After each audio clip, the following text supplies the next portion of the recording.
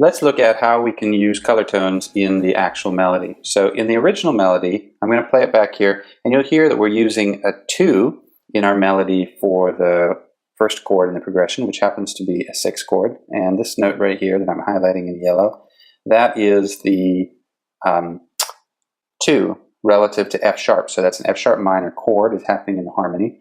And the note there is a G sharp. So that is the 2. And then in the next chord, which is in the harmony, a D major chord, this note right here is actually our sharp 4. That's a G sharp. It's still the same note, but relative to D, it's now a G sharp. That's a sharp 4 or a flat 5. I'm going to call it a sharp 4. In the third chord, we are using a 6 over the A. So the harmony is playing an A major here. And this note here, F sharp, that's the 6 of A. So we are using the color tone of a 6. And then finally here, we're using the color tone in the last chord, which is an E in the harmony. We're using an F sharp, which is a 2, right? So what we want to do is we want to listen to how these color tones sound. First a 2, sharp 4, a 3, and then a 2 again. Let's listen to that.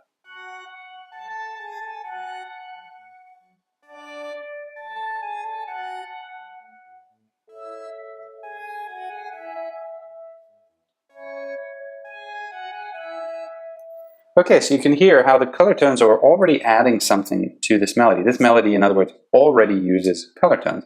But there are other color tones. So for example, in the first chord here, we're using the 2, but we could use the 4 or the 6. Those are also color tones. Likewise, here we're using the sharp 4. We could use a 6 or 2. So I've got some alternative notes here. I want to show you what it's like if the color tones that we use in the first chord are actually the 4, and then the color tone would be the 6, the color tone would be the 2, and the color tone would be the 4, and we're going to notice that that changes the melody dramatically. So I'm going to go ahead and change these notes to mute them. You can select them and hit the 0 when you are using your keyboard, and that's just a great way to kind of just mute notes. And then likewise, you can unmute the notes that are your new color tones here.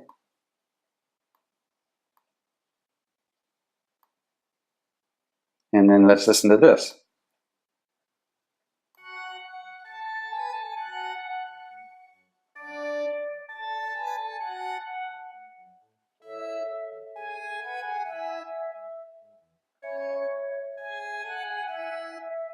So you wind up with a different feel, right? It's not exactly the same melody. It's rhythmically the same. We haven't changed the note durations, really. We've just changed them from one color tone to another. Now, all the other notes in each of these little kind of micro phrases, they are, I'd really regard this as being kind of maybe even 4 motives within this larger motive.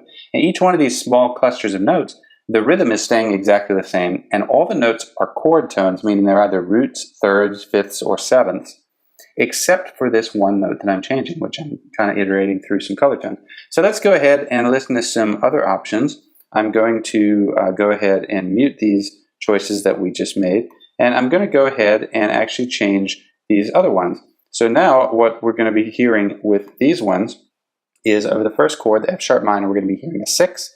Over the D major, which is the second chord in the progression, we're going to be hearing a 2. We're going to actually be moving to a chord tone in the A chord. So here, I'm moving to a C sharp.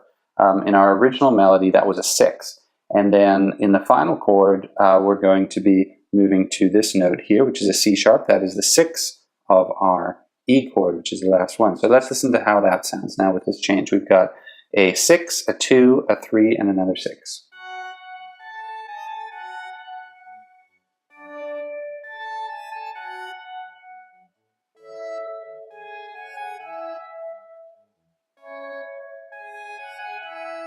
Now that's kind of leaping around quite a bit, so we could also take these notes here and we could drag them down an octave so that they don't leap up, but they leap down. Let's see what that sounds like. Sounds a little strange. So those choices I don't really like. The original melody was a great melody, and it's important to realize that part of what makes it work is the use of color tones. Let's listen to that.